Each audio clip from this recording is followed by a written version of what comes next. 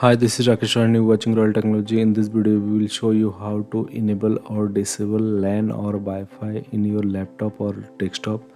So many methods are available. So in this video, we will show you one very simple trick. Using that, you can enable or disable the Wi-Fi very easily. So right click on Start menu, open Settings. Once open, click on Network, then scroll down, click on this advanced option. From here you can disable or enable your Wi-Fi or LAN. So once you disable, it will show the enable option. So one by one you can disable all. So thanks for watching. See you in the next video.